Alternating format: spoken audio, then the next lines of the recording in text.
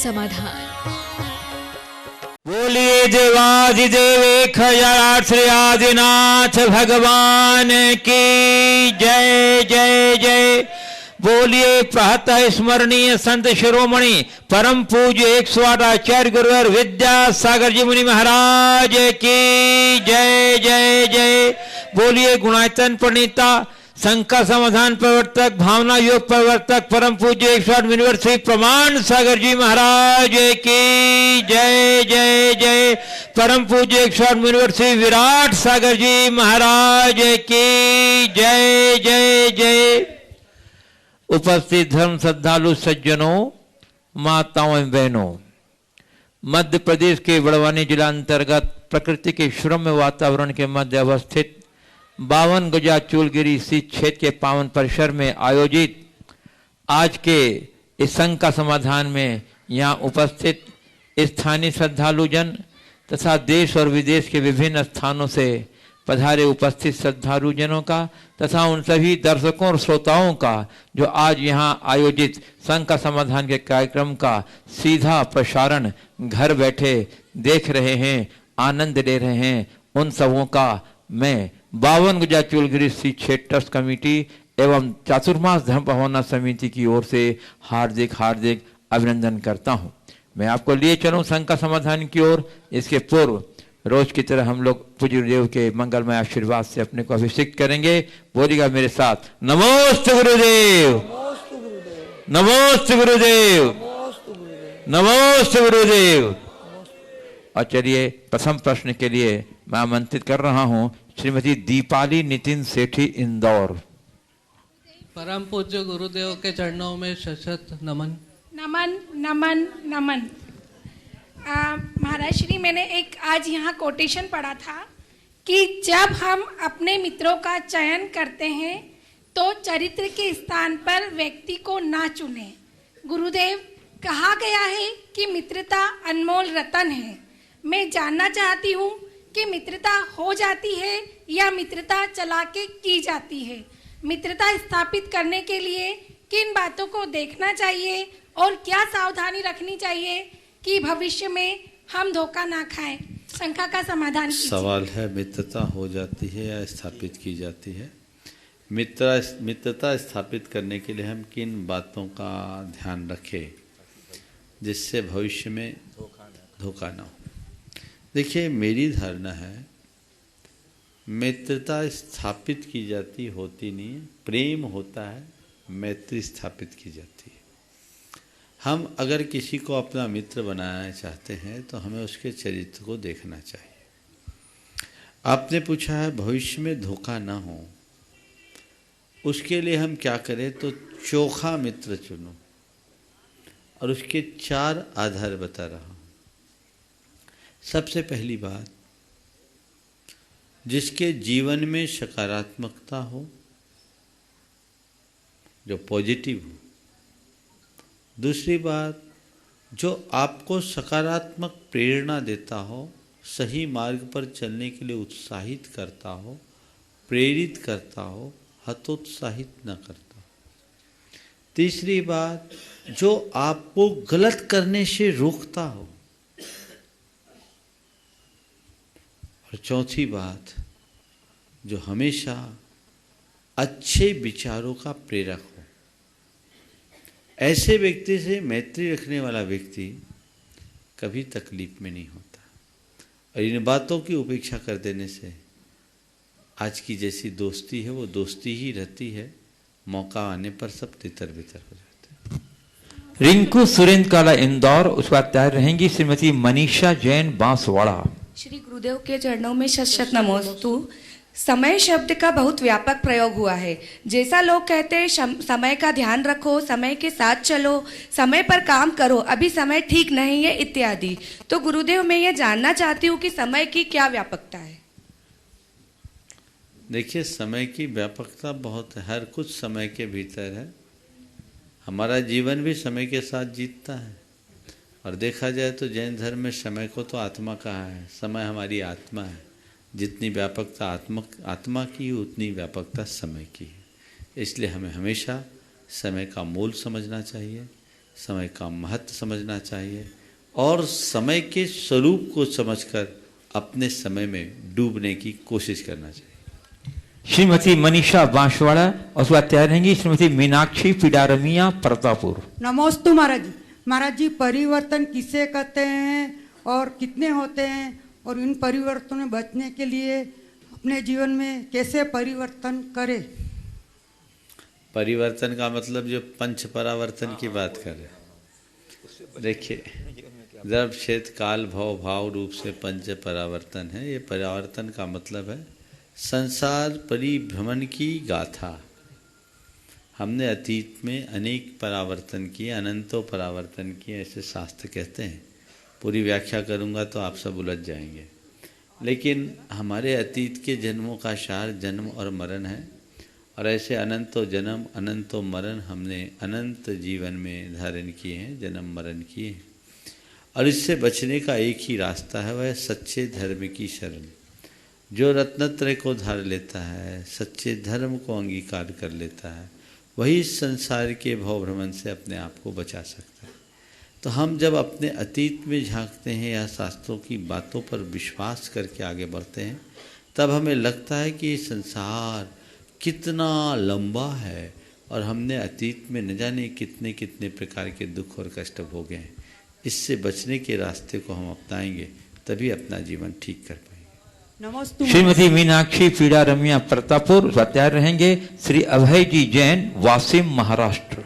नमोस्तु महाराज जी, नमोस्तु महाराज जी, नमोस्तु। स्वाध्याय का हमारे जीवन में क्या महत्व है महाराज जी, और जिनागम में प्रवेश पाने के लिए बहुउपयोगी ग्रंथ कौन कौन से हैं महाराज जी? शंका का समाधान करें। देखिए, स्वाध्याय के लिए परम तप कहा है। स्वाध्याय हमारे जीवन में बड़ा महत्वपूर्ण स्थान रखता है।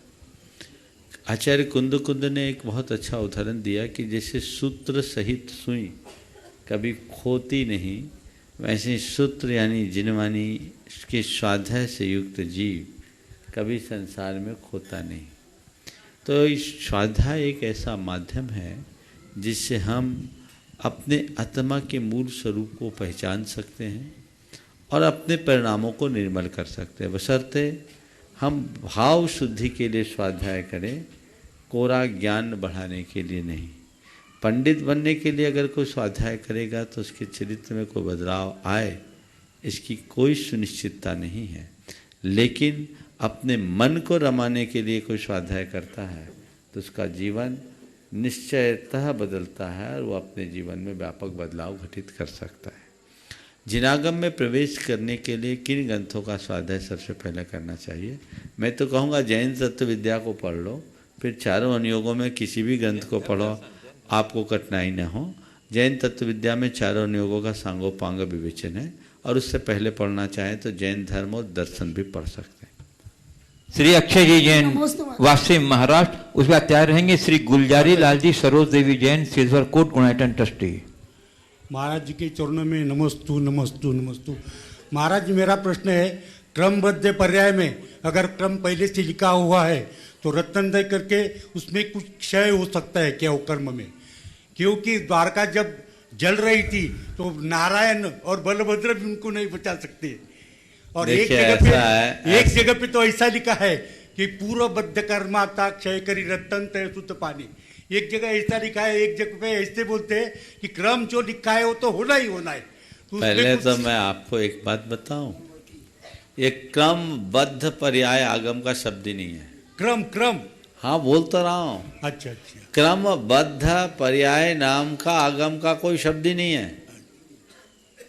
हमारे आगम में ऐसा नहीं लिखा कि तेरी सारी पर्याय सिनेमा के रील की तरह तेरे भीतर प्रकट है, आगे एक के बाद एक, एक के बाद एक के बाद एक आएगी। हमारा आगम तो ये कहता है कि पर्याय क्रम नियमित है, एक साथ एक ही पर्याय होगी, दूसरी नहीं होगी। समझ गए? और किस समय कौन सी पर्याय प्रकट होगी ये हम पहले से नहीं कह सकते। अभी आप मेरी बात को बहुत गंभीरता से सुन रहे हैं। इस समय आपके अंदर अन्य भी अनेक योग्यताएं हैं। अभी आप गंभीरता से सुन रहे हैं, कोई आश्चर्यजनक बात कर दूं तो आप चकित भी रह सकते हैं, कोई चुटकुला सुना दूं या हंसी की बात कर दूं तो आप खिलखिला भी सकते हैं, आप पर आरोप लगा दूं तो चौंक भी सकते हैं, और यदि कोई और आक्षेप कर दूं तो आपको गुस्सा भी आ सकता है। तो आपका गंभीरता से सुनना, चकित होना, चिंतित होना, हंसना, खिलखिलाना, क्षुब्ध होना, ये सब नियत तो नहीं है ना। जैसा निमित्त सामने आया वैसा हुआ ना। इसलिए हमारे तीर्थंकर भगवंतों ने ये नहीं कहा कि जो जब जैसा होना है सो होगा, तू हाथ पे हाथ धर के बैठ। हमारे तीर्थंकरों ने तो कहा कारण क्रमानुक्रम विधायित्वात् कार्य क्रमानुक्रमस्य। कारण के क्रमानुक्रम से कार्य का क्रमानुक्रम होता है। इसलिए हमेशा कारण पर ध्यान दो ताकि हमारा कार्य ठीक हो। अन्यथा एक ही सवाल और एक ही उत्तर, ऐसा क्यों हुआ, क्योंकि यही होना था, और ऐसा क्यों नहीं हुआ, क्योंकि ऐसा नहीं होना था। आपने क्यों पूछा, क्योंकि आपको पूछना ही था।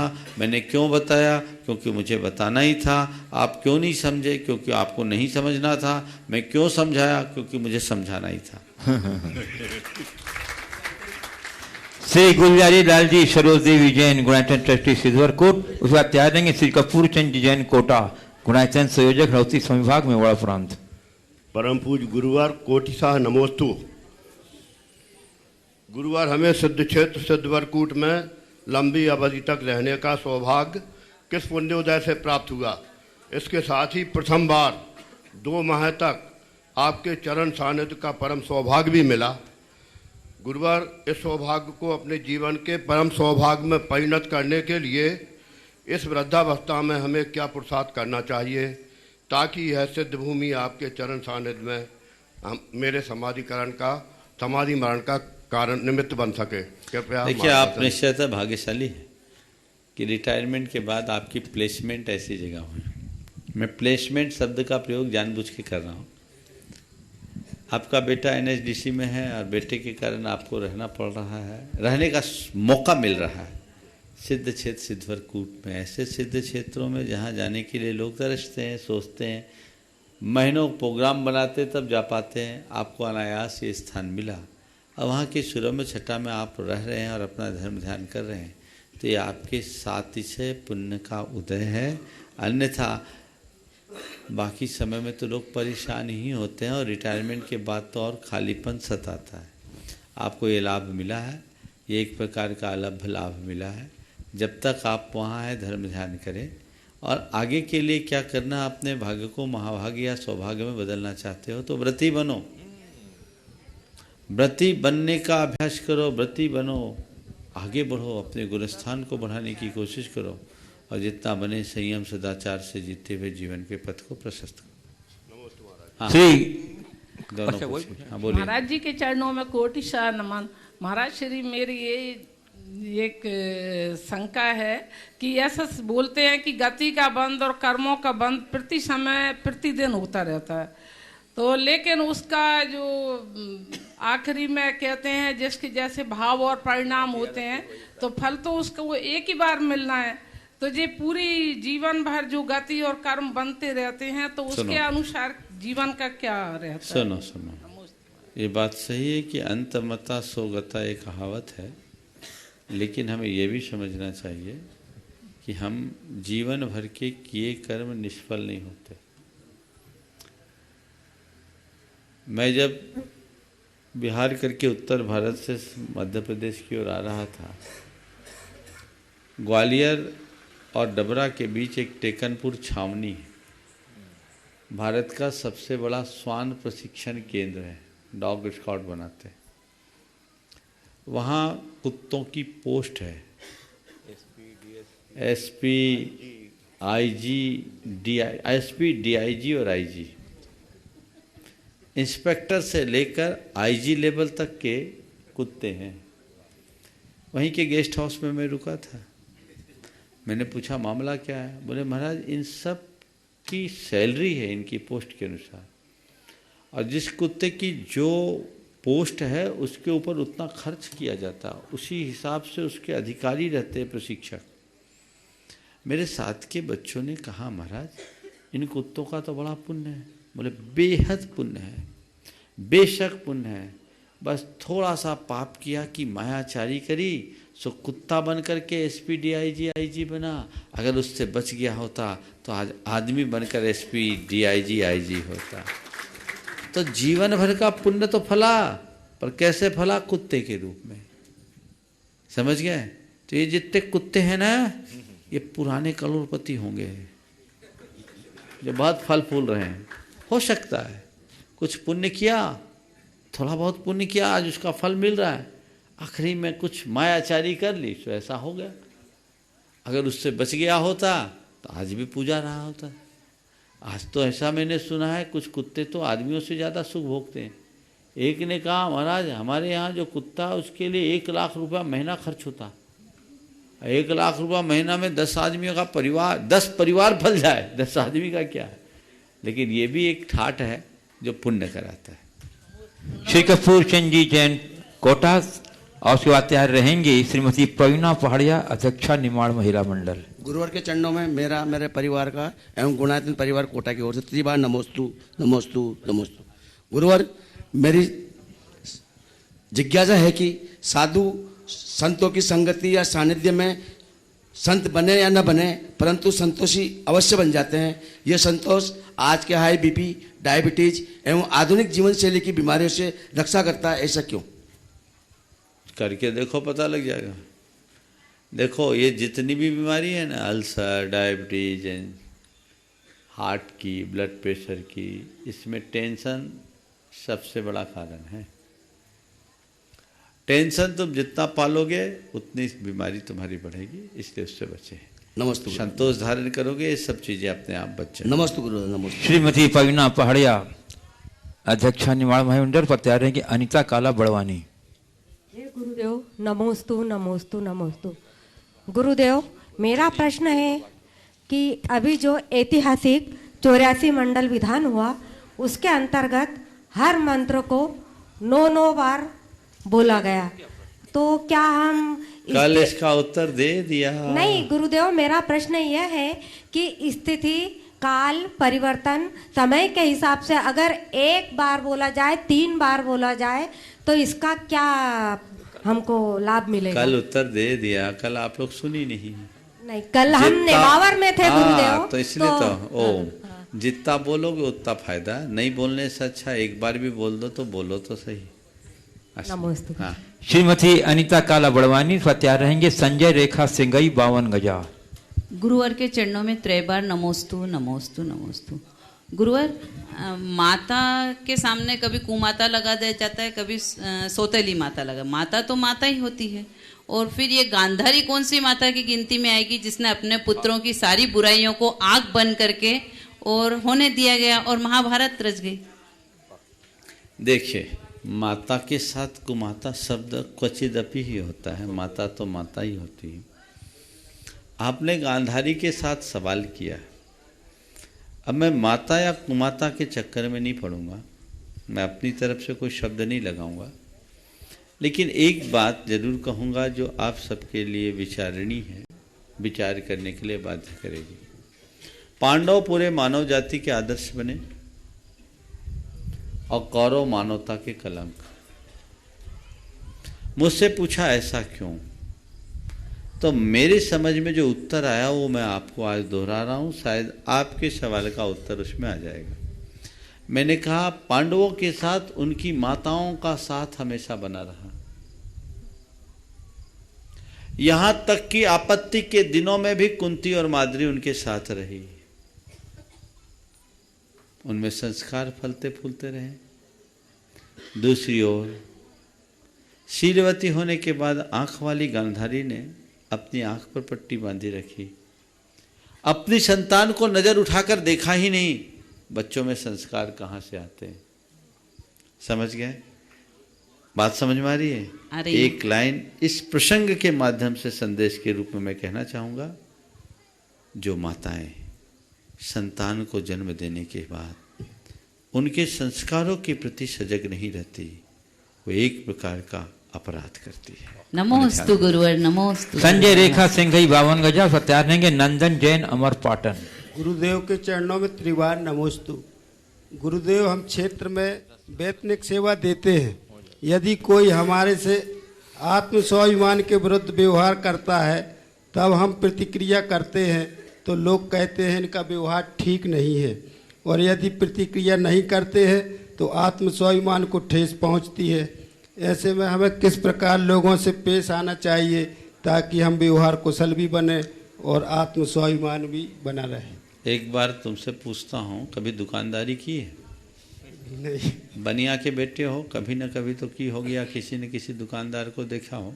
छोड़ो, थोड़ी देर के लिए मैं तुम्हें दुकानदार बनता हूँ, हाँ? और तुम दुकान में बैठे हो और तुम्हारा ग्राहक बोल रहा है, अरे भाई इस चीज़ की इतनी कीमत, तुम तो लूट रहे हो। क्या करते हो? उसको चाटा खींच के देते हो, उसको गालियाँ देते हो? बोलो क्यों जितेंद्र? तुम तो लूट रहे हो। दुकानदार दांत नहीं पोड़ते हो कि नहीं नहीं नहीं नहीं ऐसी बात नहीं है भैया, आप ऐसा मत कहिए, आप बिल्कुल, मैं बहुत सच बोल रहा हूँ, ईमानदारी की बात है, ये तो मैंने घर में भी नहीं आता, आपसे तो ऐसा हम कर ही नहीं सकते। ये क्या है? व्यवहार कुशलता। वहाँ आत्म स्वाभिमान नहीं है। क्यों? ग्राहक के साथ ऐसा व्यवहार करेंगे तो दोबारा हमारे यहाँ चढ़ेगा कौन? तो बस तुम लोगों से भी कहता हूँ, जितनी देर क्षेत्र की सेवा में रहो, अपनी दुकान की ग्राहकी ठीक बने ऐसा व्यवहार करो। वो तुम्हें लुटेरा कह रहा है तो भी वो ग्राहक की बात को बर्दाश्त कर रहा है। समझ गए? ठीक है, यात्री आता है, पजल्ड हो जाता है, लंबी यात्रा करके आता है, हारा थका आता है, तो उसकी अंदर की भड़ास निकलती है। मैं तो कई कई बार आवाज़ सुनता रहता हूँ रात के 1-1 डेढ़ बजे तक। हालांकि यात्रियों से मैं कहना चाहूँगा, उन्हें भी सोचना चाहिए कि आज यहाँ जो सेवा दे रहे हैं वो कितना श्रम कर रहे हैं, उनको इतने सबको मैनेज करने में कितनी कठिनाई होती है। आपको जो व्यवस्था मिले, तीर्थ क्षेत्रों में थोड़ा सहनशील बन करके काम करना चाहिए, लेकिन आजकल ऐसी सहनशीलता कम दिखती है, इसलिए इस तरह के दुष्परिणाम आ जाते हैं। पर फिर भी मैं आप सबसे कहूँगा, तीर्थ क्षेत्र पे जो भी काम करो, धर्म क्षेत्र में जो भी काम करे, यदि कोई ऐसा दुर्व्यवहार करे तो भी उसके प्रति सौम्य व्यवहार करो, इससे परिसह मानो। समझ गए? हमारे 22 परिसह है, तुम्हारे यही परिसह है। सहन करो, मुस्कुराते हुए सामने वाले को कूल करो और उसकी जेब थोड़ी खाली करवाओ। उसकी जेब क्षेत्र के हित में, और अगर वो क्षेत्र में हित में तुमने थोड़ा भी दान निकलवा दिया ना उसका, तो उसके दान का 6वां हिस्सा तुम्हारे खाते में ऑटोमेटिक आ गया। ये मैं बता ही देता हूँ, जितने भी है ना, ये इंसेंटिव ऊपर से मिलता है, क्षेत्र वाले तो देंगे नहीं लेकिन ऊपर से इंसेंटिव मिल जाता है। वो इंसेंटिव हमें मिलती है और लेना चाहिए, और इनकी इंसेंटिव लेना भी नहीं, हजम नहीं होगी समझ गए? हमें वो लाभ लेना चाहिए। ओम एक ही। हाँ, नंदन जैन, अमर पाटन। उसके बाद तैयार रहेंगे प्रोफेसर यश सेठी बड़वानी। महाराज श्री नमोस्तु नमोस्तु नमोस्तु। महाराज श्री, जब आपका मध्य प्रदेश से झारखंड की ओर बिहार हुआ था तो सतना चातुर्मास हुआ था और अमर पाटन वंचित हो गया था। उसके पहले 2 बार आप पधारे। महाराज जी, अब इस बार जैसे गुणायतन का काम बहुत प्रगति में है, पूर्णता की ओर है, और आपके सानिध्य में ही हो, और जब भी आप बिहार करें तो इस बार अमर पाटन चतुर्मास करके नंबर तो आन दो भैया, अभी से क्या कर रहे? चलो अगले दूसरा सवाल करो। प्रोफेसर यश सेठी बड़वानी। उसके बाद तैयार रहेंगे रत्नेश पहाड़िया बड़वानी। नमोस्तु महाराज श्री, नमोस्तु नमोस्तु नमोस्तु। महाराज श्री, खुद को पढ़ते हैं फिर छोड़ देते हैं, जीवन का पन्ना हम रोज मोड़ देते हैं। क्या बात है गुरुदेव? खुद को पढ़ते हैं और छोड़ देते हैं, जीवन का पन्ना हर रोज मोड़ देते हैं। गुरुदेव, 52 गजा की इस वार्षिक किताब में आपकी कलम से कई खिताब मिले हैं, पर अब क्या इनका हिसाब लगाने की बारी है या लिबास बदलने के एक बड़े खिताब की बारी? वाह, बहुत अच्छा।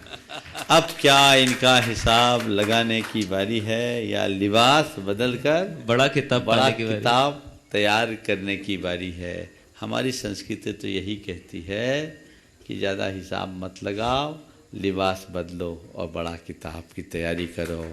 और मुझे ऐसा लगता है कि अब जो होगा वो बड़ा ही होगा। नमस्ते गुरुदेव। रत्नेश पहाड़िया बड़वानी। उसके बाद तैयार रहेंगे ग्रीतू काला बड़वानी। नमोस्तु महाराज, नमोस्तु नमोस्तु। महाराज जी, संक्षेप में पूछना जल्दी। हाँ। महाराज जी, हम पूरे जीवन भर मनुष्य लोग कुछ न कुछ कमाते रहते हैं। इस कमाई के दौरान हमारे शरीर की 2 चीजें आपस में एक सामंजस्य बनाती है, एक है दिल और एक है दिमाग। दिल कहता है कमाओ, दिमाग लगा करके दिमाग बहुत कमाता है। दिल कहता है कमाए, दिमाग और कमाता है और कहता है कमाए। दिल कहता है कमाए, फिर दिमाग और दिमाग लगा कहता है कमाए। तो दिल और दिमाग दोनों को एक जैसा कैसे कमाए का मतलब समझाएं, और ज्यादा आय कब होगी, या हमारा पूरा जीवन कमाए में ही हो जाएगा। नमोस्तु महाराज। देखो, ज़्यादा दिमाग लगाओगे तो ऐसे ही खपेगा। सवाल भी तुमने खूब दिमाग लगा के बनाए, इसलिए दिमाग का प्रयोग वहीं करो जितना जरूरी है। जितनी देर व्यापार करो उतनी देर दिमाग रखो, और जब घर परिवार में आ जाओ तो दिमाग को एक तरफ रखो, दिल से काम करो, जीवन संतुलित बना रहे। ऋतु काला बड़वानी तैयार रहेंगे। अरिहंत अजमेरा बड़वानी। गुरुदेव के चरणों में त्रैबार नमोस्तु नमोस्तु नमोस्तु। हे गुरुदेव, जीवन में अपमान और असफलता और धोखे जैसी कड़वी बातों को हम कड़वी गोली के समान कैसे गटके? अपमान, असफलता आदि कड़वी बातों को कड़वी गोली के समान कैसे गटके? कड़वी गोली आप क्या सोचकर गटकते हैं कि इस गोली को गटक लेने से मेरा स्वास्थ्य ठीक होगा, यही सोच कर ना। इसी तरह अपमान और अनादर जैसी बातें हों, आरोप परक बातें हों, उसे सोच कर ये सोच लो कि इससे मैं चुपचाप गटक लूँगी तो आगे बात नहीं बढ़ेगी, परिणाम अच्छा होगा, गटक जाऊँगी। नमस्ते गुरुदेव, नमस्ते। अरिहंत अजमेरा बड़वानी, उसके बाद तैयार रहेंगी श्रीमती अनुपम जैन सिंगापुर। नमोस्तु महाराज जी, नमोस्तु महाराज जी, नमोस्तु महाराज जी। महाराज जी, आजकल देखने में आता है कि हर 10 साल में जनरेशन गैप हो जाता है और सोच में बदलाव आ जाता है। तो गुरुवर, मेरा सवाल ये है कि आचार्य श्री जी के संग में तो उनसे 30-40 साल छोटे मुनिराज भी हैं और उनके साथ के मुनिराज भी हैं। तो गुरुवर, आचार्य श्री जी ने कैसे इन जनरेशन गैप को सामंजस्य बना के रखा है? यही अंतर है, बिल्कुल सही कहा है। तुम लोग बूढ़े होते हो पर संत कभी बूढ़ा नहीं होता, वो हमेशा जवान बना रहता है। गुरुदेव का तन भले बूढ़ा है, आज भी उनके विचार जवानों जैसे हैं, इसलिए उनके सामने जनरेशन गैप जैसी कोई स्थिति निर्मित नहीं होती। और हम अगर युग के अनुरूप सोचना शुरू कर दें तो आज भी जनरेशन गैप से बच सकते हैं। मासी, मेरा प्रश्न देवों के संबंध में है। जैसे अष्टानिका महापर्व पे सारे देव स्वर्ग से निकल के नंदीश्वर द्वीप जाके भक्ति करते हैं 8 दिन तक। तो महाराज जी, उनका मूल शरीर तो उनके अपने विमान में रहता होगा, ये वैक्रिक शरीर ही जाता होगा उधर 8 दिन के लिए, और 24 घंटे 8 दिन भक्ति करते हैं। तो उनका जो वैक्रिक शरीर है वो पूरा संयमित रहता है, और जैसे हम देवों को असंयमी बोलते हैं, तो मेरा प्रश्न ये है कि जब उनमें असंयम के भाव पैदा होते होंगे तो वो अपना दूसरा वैक्रिक शरीर बना के अपना उन रागादिक भावों में लिप्त हो जाते हैं, कैसे? मतलब सब उनका मल्टीपर्पज चलता रहता है, यहाँ कुछ वहाँ कुछ, ये देवों की दिव्यता है। तो एक बार में दोनों तरह के भाव भुगते हैं। ओ चलिए, पूज्य गुरुदेव, अब कुछ ऑनलाइन जिज्ञासुओं को की शंकाओं को मैं लेना चाहता हूँ आपकी अनुमति से। आदित्य टोंगिया हाट पिपलिया से पूछते हैं, अगर कोई श्रावक दान की राशि कैश जमा कराने ऑफिस में जाता है, वहाँ कोई नहीं मिलता है, सोचता है 1 घंटे बाद दे दूंगा, और इसी बीच वह राशि चोरी हो जाती है उसी परिसर में से जहाँ वह राशि जमा करनी थी, इस कंडीशन में क्या होगा? वह पैसा दान मान लिया जाएगा क्या? और अगर उसके पास डबल देने की कैपेसिटी नहीं हो तो या फिर उसके नहीं देने पर उसे पाप रहेगा? This is real case happen in Nemawar का नाम मत बोलिए। अच्छा चलिए, देखिए तो तय बोलिए, सेंसर कीजिए। देखिए, प्रश्नकार ने पूछा है, दान देने के लिए कैश लेकर के गए, वहाँ व्यवस्थाओं में थोड़ा विलंब रहा, दे नहीं पाया, घंटे भर बाद लेने की बात की और इसी बीच चोरी हो गई। प्रश्नकार का भाव ये है कि इसमें दोष क्या है और दोषी कौन? देखिए, ये दान दातार के तीव्र अंतराय का उदय है। दान देने का मनोभाव लेकर वो द्रव्य लेकर गया, पर निमित्त कुछ ऐसा बैठा कि वो दान दे नहीं पाया, तो उसके अंतराय का उदय है। और उस अंतराय का, अब आपने पूछा दोबारा देने की क्षमता नहीं है तो क्या करें? भावना रखे, आयोजकों से कहे कि भाई अब हमारे साथ ऐसी दुर्घटना घटी है, अब मैं भावना रखता हूँ, थोड़ा समय लगा करके जैसे मेरी अनुकूलता होगी मैं यथाशीघ्र चुकाने की कोशिश करूँगा। दान से ही अंतराय टलता है। तो ये इस तरह की जो घटनाएं घटती कहीं भी घट सकती है, इसलिए जब कभी भी दान आदि देने की इच्छा और भावना हो तत्काल कर देना चाहिए। और व्यवस्थापकों को भी कुछ ऐसी व्यवस्था बनानी चाहिए ताकि दातारों को कहीं कठिनाई ना हो, क्योंकि कई लोगों का धर्म ध्यान ही दूसरा होता है। वो इसी ध्यान में रखते हैं कि किसकी जेब कितनी गर्म है, तो वो मामला बहुत गड़बड़ हो जाता है और ऐसे लोगों में बहुत तकलीफ़ होती है। एक व्यक्ति की बात मैं आपको कहूँ कैसी कैसी घटनाएं घटती है। एक के मन में भावना थी कि हमें मंदिर में दान देना है और उसने अपनी पायल और चूड़ी बेच करके दान देने के लिए कहा और भाई लोगों ने उसका ही जेब काट लिया, नहीं दे पाया। ये तीव्र अंतरा, इतनी तकलीफ हुई। हालांकि मैंने उन्हें समझाया कि तुमने दान देने का भाव रखकर अपना द्रव्य निकाल दिया, वो पुण्य तो तुम्हें मिला, लेकिन वो पूरी तरह से फलीभूत नहीं हो पाया, कोई अंतराय आया।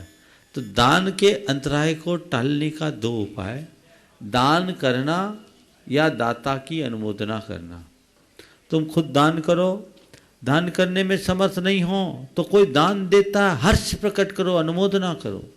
ये देख करके अपने अंदर जलन कुलन का भाव मत लाओ, अरे देखो पैसा वाले हैं, कितना पैसा दे रहे हैं, नंबर 2 का पैसा दे रहे हैं, जिस तरह की लोग प्रायः कहते हैं, या इनको ज़्यादा पैसे वालों को महत्व मिलता है, ऐसा कह के या ऐसा सोच कर वो अपने दारिद्र्य का और प्रबंध कर लेते हैं। भाई तीव्र कर्म के उदय से ऐसी स्थिति है, और ऐसी स्थिति और बनाओगे तो और स्थिति खराब होगी, इसलिए इसमें सावधान रहना चाहिए। पूज्य गुरुदेव, प्राची जैन रतलाम से पूछ रही हैं, संवेदनाओं के वृक्ष से और प्रेम की साख से भाव टूटकर गिर चुके हैं। अमृत बता और विष ना पिला, इस झूठ की खाद में सब मर चुके हैं। महाराज जी, अमृत बता लिखा है, अमृत बता और विष ना पिला, या अमृत बना होना चाहिए, पता नहीं क्या, अमृत बता और विष ना पिला, इस झूठ की खाद में सब मर चुके हैं।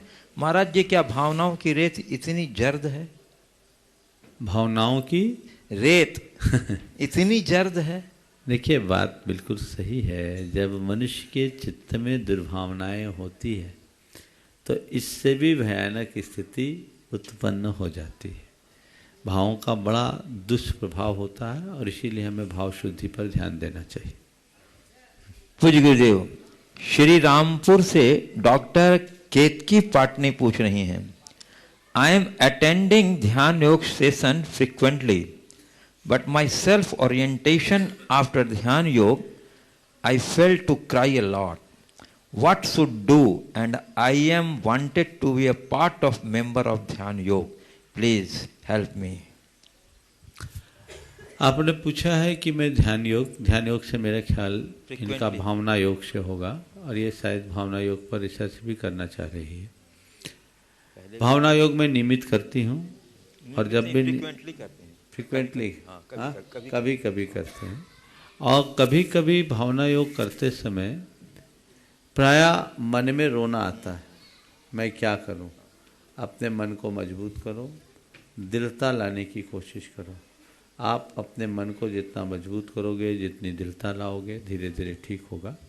नियमित भावना योग करें तो ये स्थितियां ठीक हो सकती हैं। और इनका है कि I wanted to be a part of member of dhyan. संपर्क करें, यहाँ का विषय नहीं है। चलिए।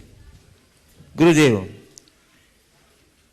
सनावत से निकेश पवन कुमार पूछ रहे हैं, जिंदगी में ऐसा कौन सा रिश्ता है जो पवित्र रिश्ता माना जाता है? गुरुदेव समाधान करिए। जिंदगी में ऐसा कौन सा रिश्ता है जो पवित्र रिश्ता? कौन सा रिश्ता है जो पवित्र माना जाता है? मैं कहूँ, हमारी भावनाओं में पवित्रता हो तो हर रिश्ता पवित्र है, और भाव अशुद्ध है तो कोई भी रिश्ता पवित्र नहीं। और गुरुदेव, आज का अंतिम या ऑनलाइन जिज्ञासा है, ये बबीता जैन कोटा राजस्थान से पूछ रही हैं गुरुदेव मेरा प्रश्न ये है कि यदि हमारे घर वाले हमें व्रत नियम नहीं लेने देते हैं और हम उनसे छुपा करके कोई व्रत ले लेते हैं तो हमें दोष लगेगा क्या? देखिए, घर वाले अगर व्रत नियम नहीं लेने दें, व्रत नियम करें, छुपा कर करें, तो पूछा है दोष लगे। एक सीमा तक करे तब तक मैं इसे सदोष नहीं कहूँगा, मतलब जिससे आपकी सेहत पर दुष्प्रभाव न पड़े। पर भावनाओं में बह करके ऐसा व्रत नियम न करे जिससे आपकी सेहत बुरी तरह प्रभावित हो जाए और बाद में घर परिवार के लोगों को तकलीफ हो। और धीरे धीरे धीरे धीरे उन्हें अपना कन्विंस करने की भी कोशिश करना चाहिए, क्योंकि कई लोग बड़े मोही होते हैं, वो सामने वाले को व्रत उपवास करने नहीं देते हैं। तो इसमें जो छुपाया गया है वो अनुव्रत के अंतर्गत चल सकता है, महाव्रत में नहीं। हाँ, अब मैं कर रहा हूँ श्री ऋषभ जी मड़ावरा सागर गुणाचन ट्रस्टी। महाराज जी, ऐसा हम सुनते हैं कि सत्य आचरण करने वालों से ईश्वर प्रसन्न होता है, किंतु देखा गया है कि सामाजिक तत्व असत्य आचरण करने वाले लोग ज्यादा सुखी है। आध्यात्मिक सत्य आचरण करने वाले लोगों को कष्ट अधिक सहन करना पड़ता है। ऐसे समय में ईश्वर के अस्तित्व पर संदेह हो जाता है। मोक्ष मिलेगा जब मिलेगा तब मिलेगा, लेकिन आज तो भगवान के न्यायकारी के ऊपर से विश्वास उठ जाता है। क्या इस स्थिति पर, क्या कृपया इस स्थिति पर मार्गदर्शन करें? देखिए, बात बिल्कुल घबराने की नहीं है। मनुष्य के जीवन में चुनौतियाँ आती है, घबराना नहीं चाहिए। एक बात याद रखें, सोने को ही कसौटी पर कसा जाता है, पीतल को नहीं। परीक्षाएं सतियों की होती है, वेश्याओं को नहीं। उपसर्ग साधुओं पर आते हैं, डाकुओं पर नहीं। ये तो निसर्ग का नियम है, समझ गए? जिनमें अच्छाई होती है उन्हीं के साथ संकट आते हैं, हमें सामना करना चाहिए। आपने पूछा है कि अनैतिक आचरण करने वाले लोग बड़े फलते फूलते सुखी संपन्न दिखाई पड़ते हैं, और सात्विकता के साथ जीवन जीने वाले लोगों में इस तरह की स्थिति नहीं दिखती, वो कष्ट में दिखते हैं। पर मैं आपसे कहूँगा, अनैतिक कृत्य करने वाले लोग फलते फूलते वे भी रात दिन तनावग्रस्त रहते हैं, और सात्विक आचरण जीने वाले लोग कष्ट में भी मस्त रहते हैं। यही हमारे जीवन के उपलब्धि। नमोस्ते महाराज जी, नमोस्ते। अपने आप को मस्त रखो, कर्म का उदय है, कर्मोदय किसी को नहीं छोड़ता। रामचंद्र जी से ज़्यादा कष्ट किसको होगा? वन में बिताना पड़ा उन्हें अपना जीवन। श्री कृष्ण से ज़्यादा कष्ट किसको होगा? जो माँ का दूध भी नहीं पी पाए।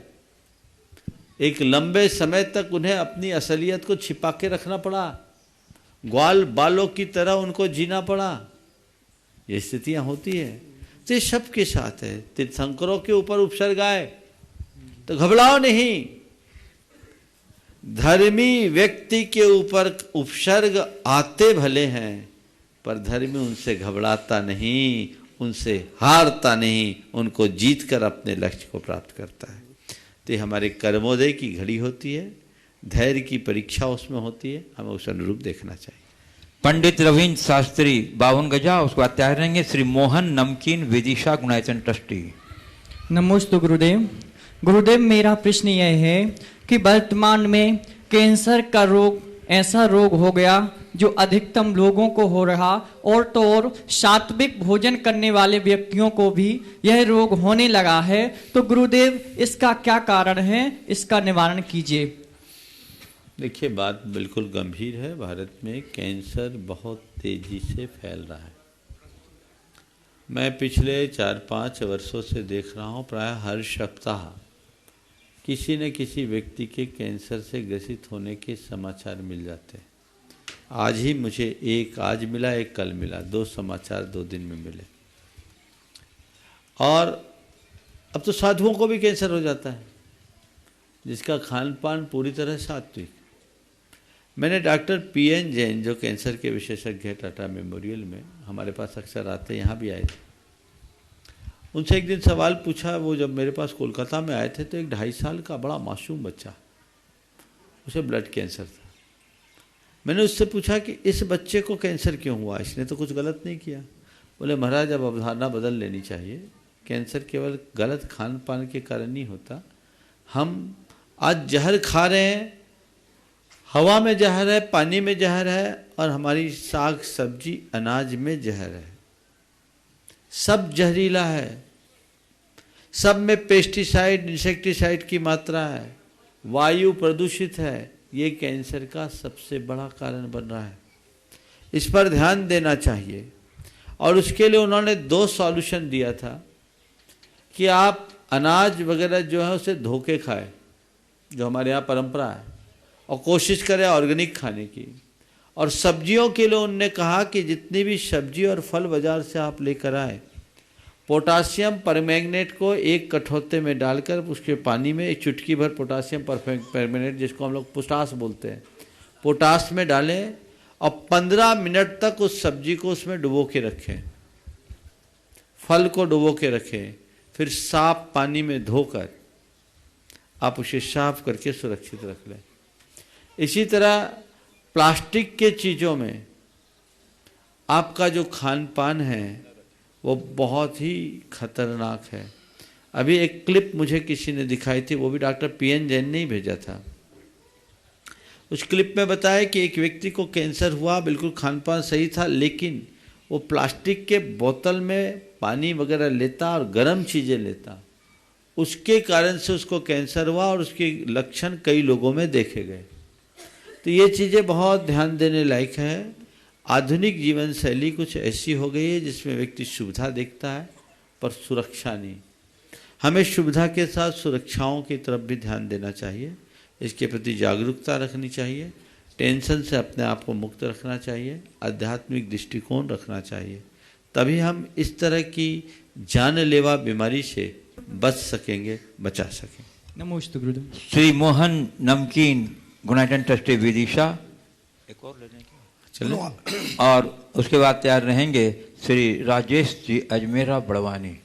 बोलो आदिनाथ भगवान की जय। संत शिरोमणि आचार्य श्री विद्यासागर जी महाराज की जय। संत शिरोमणि प्रमाण सागर जी महाराज की जय। मैं मोहन कुमार जैन विदिशा से।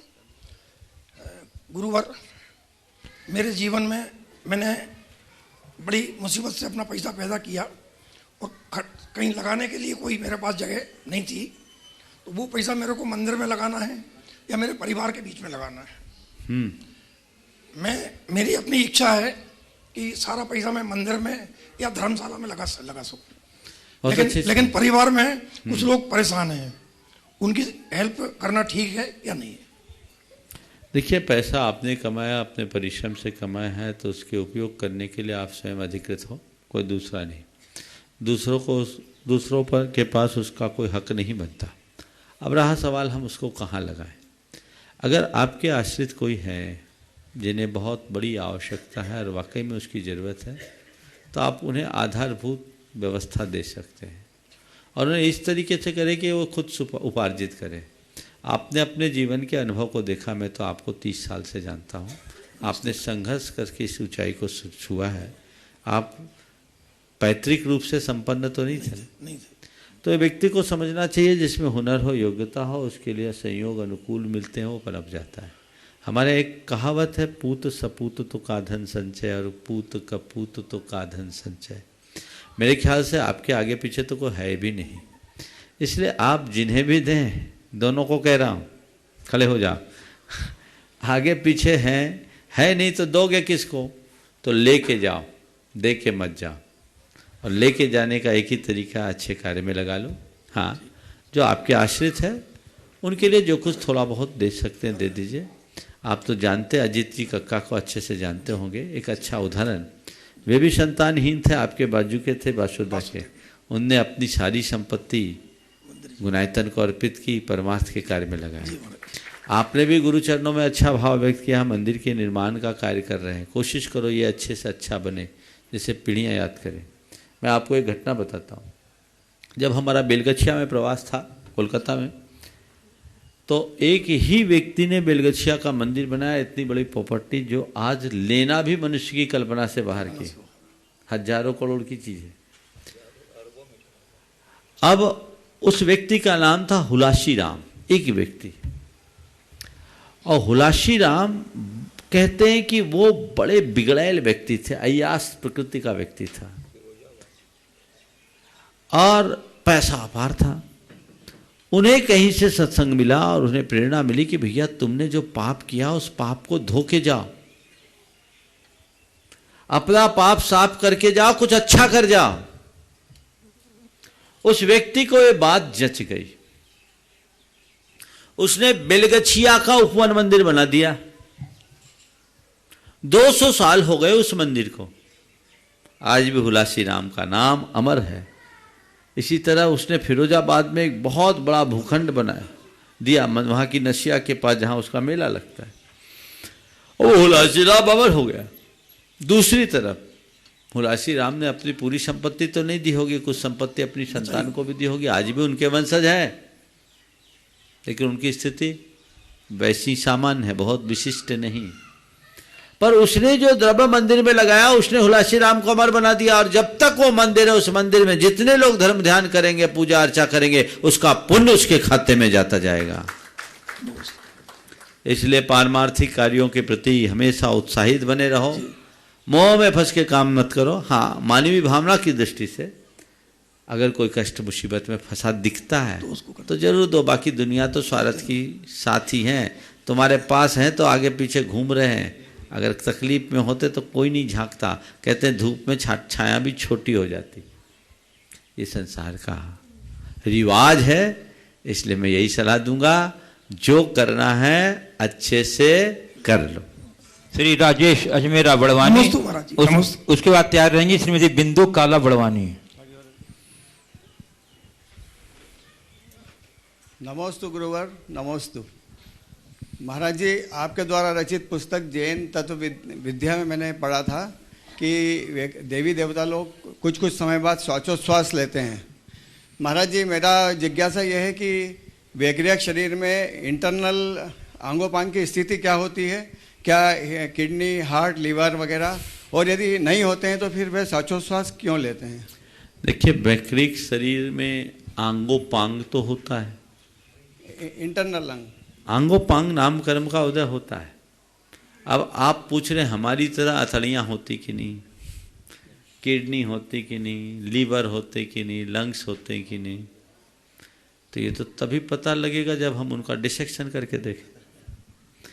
न हमने डिसेक्शन किया, न आगमों में ऐसा उल्लेख मिलता है। पर नारकियों के शरीर में आंत आदिक होते हैं, समझ गए, ऐसा उल्लेख आया। वैक्रिक होने के बाद भी उनके यहाँ रक्त आदिक होते हैं, धातु उपधातु का उल्लेख नारकियों के लिए दिया है। छिन्नमान अंत चया, ऐसा शब्द का प्रयोग हुआ, वो एक अलग चीज है। वो अपनी विक्रिया से शरीर को सूक्ष्म कर सकते हैं, लेकिन ऐसा नहीं कि उनका जो शरीर है वो अवयव शून्य है। शरीर ठोस होता है और कई क्रियाएं उनकी होती है जो मनुष्यों जैसी होती है। शरीर की संरचना भी मनुष्यों की तरह होता है, देव देवी स्त्री पुरुष की तरह होते हैं, देवी देवता। अरे ज्यादा बोलता क्यों, शांति से माइक भेज दूं क्या? भाषा को संयत करके बोलना पड़ता है भैया। हाँ क्या बोले, ज्यादा स्वादा भी कभी कभी परेशान कर देता है। तो मैं क्या कह रहा हूं, स्त्री पुरुष की तरह उनकी शरीर की संरचना होती है, भीतर क्या होता है ये तो भगवान ही जाने, समझ गए। पर हमारे जैसा होता हो ऐसा हम कुछ नहीं कह सकते। श्वासोच्छ्वास की आवश्यकता क्यों पड़ती है? श्वास प्रश्वास के बिना जीना हो ही नहीं सकता, वो एक प्राण है, सभी को होता है, एक इंद्रिय से लेकर पंचेंद्रिय तक सभी श्वास ग्रहण करते हैं। नमस्ते महाराज जी। श्रीमती बिंदु काला बड़वानी, उसके बाद तैयार रहेंगे देवेंद्र गोधा बड़वानी। हे गुरुवर, नमोस्तु नमोस्तु नमोस्तु। गुरुवर, जब कोई अपना दूर चला जाता है, गुरुवर जब कोई अपना दूर चला जाता है तो हमें बड़ी तकलीफ होती है। पर ज़्यादा तकलीफ जब होती है जब कोई अपना पास होकर भी दूरियां बना लेते हैं। गुरुवर, हम दिल में रखी नफरत को भी झाड़ देते हैं, लेकिन फिर भी वो दूरियां बना कर रखे, तो हमें उनके साथ कैसा व्यवहार करना चाहिए? जो हमसे दूरियां बढ़ा के रहना चाहता है, उनसे हमें अपना सुरक्षित दूरी मेंटेन करते हुए व्यवहार रखना चाहिए। वो दूरियां बढ़ा रहा है, ठीक है, हम सुरक्षित रहें, अपने आप को न ज़्यादा निकट आए, न अपनी तरफ से दूरी बना के रखें, ऐसा बना के रखें। श्री देवेंद्र गोधा बड़वानी से तैयार रहेंगी श्रीमती चंद्रकला जी पाटनी रांची। गुरुदेव नमोस्तु। गुरुदेव नमोस्तु। गुरुदेव, अपने स्वजनों के वियोग से मन दुखी होता है और गुरुजनों के विहार का पता चलने पर भी मन दुखी होता है, तो गुरुदेव क्या दोनों में ही आसता वंदनीय कर्म का आश्रय बंध समान रूप से है? गुरुदेव, हम एक बार स्वजनों के वियोग में समता रख सकते हैं, परंतु जो मेरे जीवन खैया पार लगाते नैया पार लगाते गुरुदेव, उनके वियोग प्रसंग में कैसे समता भाव रखे? देखो, आपने पूछा गुरुजनों का वियोग हो तो रोना आता है, ये प्रशस्त अर्थ ध्यान की श्रेणी में आता है। आपने पूछा अशाता का बंध होगा, शास्त्र की भाषा में कहूँ तो रोने में तो अशाता ही है। अब समान है या असमान, इसमें थोड़ी मात्रा का अंतर है, क्योंकि दोनों के विलाप में भी अंतर है। आपने पूछा गुरुजनों के वियोग से हम बचे कैसे, तो मैं तो यही कहता हूँ बहुत सरल सा उपाय, गुरुओं के विहार में विहारी बन जाओ, समस्या हल, फिर कोई समस्या ही नहीं होगी, फिर किसी तरह का दुख नहीं होगा। बंधुओं, एक बात हमेशा ध्यान में रखना चाहिए, साधु जन का समागम जब भी होता है तो कुछ समय के लिए होता है, ये तो हमें पहले से सोचना चाहिए। और वे हमसे क्षेत्र से भले दूर जाए, हम भावों से उनकी निकटता बनाए रखें तो दूरी दूरी नहीं होती। उनके प्रति श्रद्धा भक्ति का बंधन ही एक ऐसा सानिध्य है जो हमें हर पल अच्छी प्रेरणा देता रहता है, हमारे जीवन को परिष्कृत और विशुद्ध बनाता है। नमोस्तु। चलिए श्रीमती चंद्रकला जी पाटनी रांची, उसके बाद तैयार रहेंगे हमारे जैन जगत के प्रख्यात मनीषी विद्वान पंडित प्रोफेसर रंजन जी जैन भोपाल। नमस्ते महाराज, मैंने रैणसार में पढ़ा है कि वेदों में मुनिराज को वात रसायन कहा है, तो ये वात रसायन क्या मतलब है? वात रचना शब्द का प्रयोग है, अभी सहस्र नाम में भी है, मुनियो वात रचना निर्गंथेशो निरंबर। वात रसन का मतलब होता है जो सब तरफ से वायु को ग्रहण करते हों, वायु को पीते हों, वायु ही जिनका वस्त्र हो, यानी ये दिगंबर साधु का द्योतक है। और वात रचना, केसी, अर्हन आदि ऐसे शब्दों का प्रयोग वेदों के अनेक सूक्तों में किया है। रैनसार में आपने पढ़ा होगा, तो वो जो रैनसार में लिखित है वो किसी की व्याख्या में होगा, मूल ग्रंथ में नहीं है, पर ये बात सही है। इससे दिगंबरत्व की प्राचीनता का पता चलता है, जैन धर्म की प्राचीनता का पता चलता है। इसी आधार पर डॉक्टर राधाकृष्णन जैसे व्यक्ति ने लिखे कि ऋषभदेव वेदोल्लिखित होने पर भी वेद पूर्व है।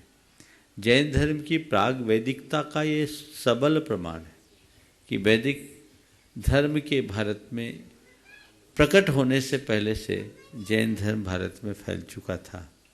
और ये वात रचना आदि का प्रयोग जो वेदों में किया गया है वो उन्हीं के स्तवन के लिए किया गया है, ऐसे समझना चाहिए। प्रोफेसर रतन चंद जी जैन भोपाल, और उसके बाद तैयार रहेंगी श्रीमती नीना गोधा बड़वानी। परम पूज्य गुरुवर के चरणों में कोटिशाह नमन। महाराज जी, ये उदीर्णा जो होती है उसमें जब कदली घात होता है तो उससे जो उदीर्णा होती है उससे आयु का ह्रास होता है, और एक उदीर्णा ऐसी होती है कि उदीर्णा होने पर भी आयु का ह्रास नहीं होता। जैसे हम संसार में भी देख सकते हैं, आयु कर्म का उदीर्णा तो होती ही है, और देवों और नारकियों की भी आयु कर्म का उदीरना होती है, लेकिन उनका अकाल मरण नहीं होता। तो उसमें कारण क्या है कि उदीरना होने पर भी आयु का ह्रास नहीं होता? देखिए, बहुत अच्छा सवाल। आपका सवाल सैद्धांतिक है और विद्वत जनों के लिए बहुत ही उपयोगी। आम जनों को थोड़ा कठिन होगा, तो पहले तो मैं पंडित जी के प्रश्न को सरल बना दूं, तब उसका उत्तर दूं। बात ऐसी है कि हम सब जीते हैं और हमारे जीवन का आधार प्राण है और प्राणों का आधार हमारी आयु। जब तक हमारी आयु है तब तक हमारे प्राण टिकेंगे, आयु खत्म प्राण खत्म। हर जीव की अपनी एक निश्चित आयु होती है जो हर पल खिरते रहती है, जैसे हम श्वास लेते हैं छोड़ते हैं, लेते हैं छोड़ते हैं। एक आयु का सामान्य रूप से खिरना है जिसको बोलते हैं उदय, और एक आयु का असमय में खिर जाना है उसको बोलते हैं उदीरना। समझ गए? तो समय पर झरना उदय है और असमय में झरना उदीरना है। जैन कर्म सिद्धांत के अनुसार, थोड़ा पेन दीजिएगा, हमारी आयु कर्म जो होते हैं उसके जो परमाणु होते हैं एक अटूट पंक्ति की तरह इसे बंध जाते हैं। इसको शास्त्रीय भाषा में कहते हैं निषेक रचना। जैसे ये समझ लीजिए, ये पूरे में भरे हैं आयु कर्म। अब ये उदय में आ रहा है तो यहाँ का पहले आएगा, फिर यहाँ का आएगा, फिर यहाँ का आएगा, फिर यहाँ का आएगा, यहाँ का आएगा। ये सामान्य क्रम है। लेकिन इस पूरी पंक्ति में भी कभी क्या होता, कुछ कुछ कण ऊपर के भी झड़ते जाते हैं। इसको बोलते निषेक उदीरना, प्रदेश उदीरना।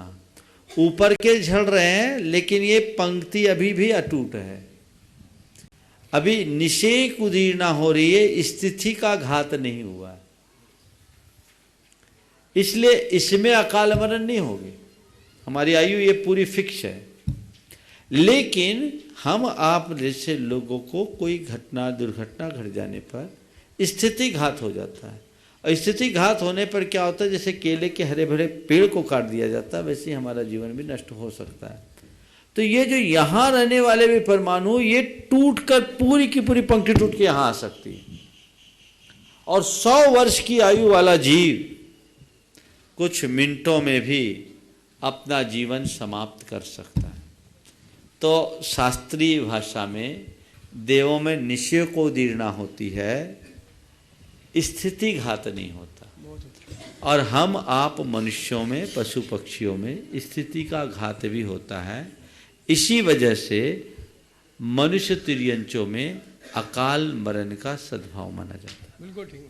श्रीमती नीना गोथा बड़वानी, और उसके बाद तैयार रहेंगे क्षेत्र मंत्री महामंत्री श्री राजप्रकाश जी पहाड़िया, अपनी बात कुछ रखेंगे। पहले राजप्रकाश जी आ जाओ, अपनी बात कर लो। अच्छा। आचार्य भगवंत विद्यासागर जी महाराज की जय जय जय। परम पूज्य मुनि प्रमाण सागर जी महाराज की जय जय। परम पूज्य मुनि विराट सागर जी महाराज की जय जय। बंधुओं, 2-3 दिन पहले हम यहाँ पे विशाल संख्या में 52 गजा में थे। 84 मंडल सिद्ध चक्र मंडल का विधान चल रहा था।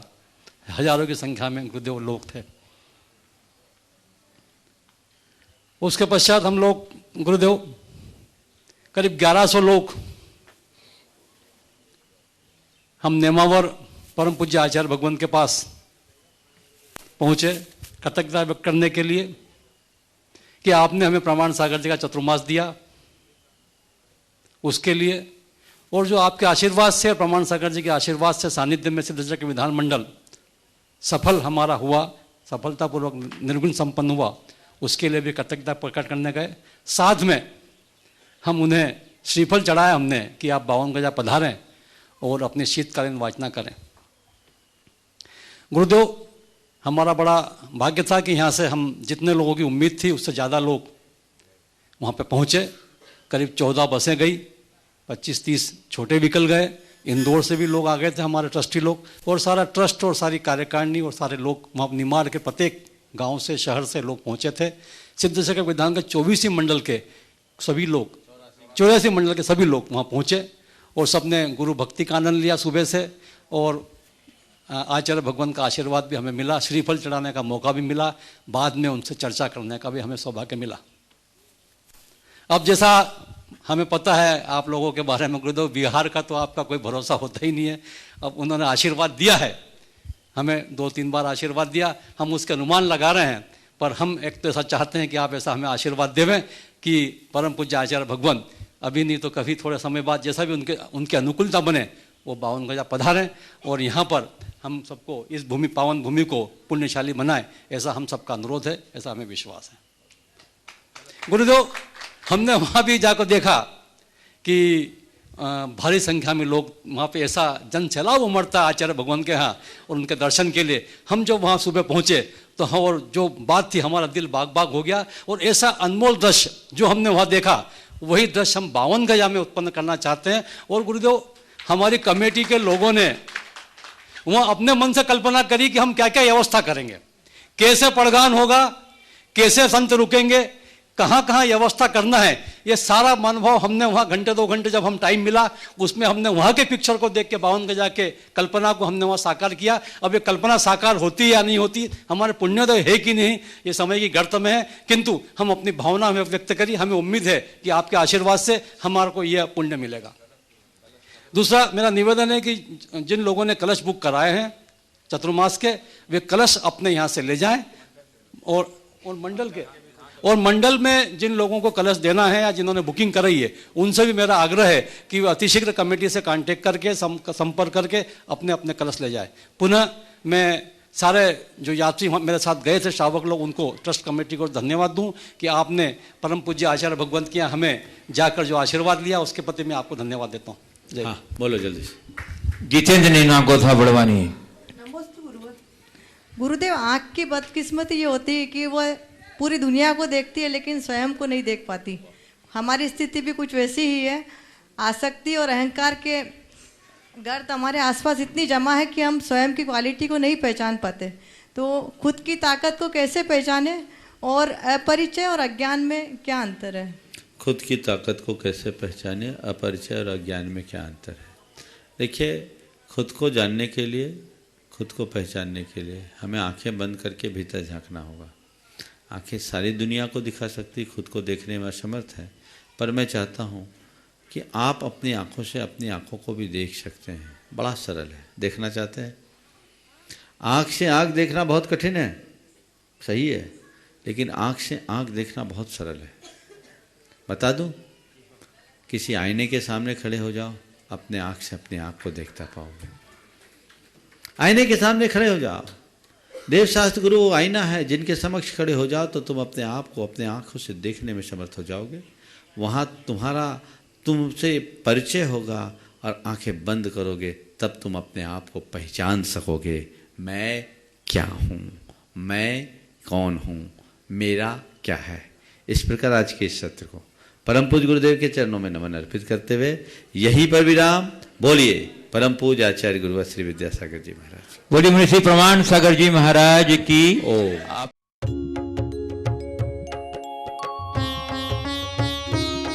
शंका समाधान,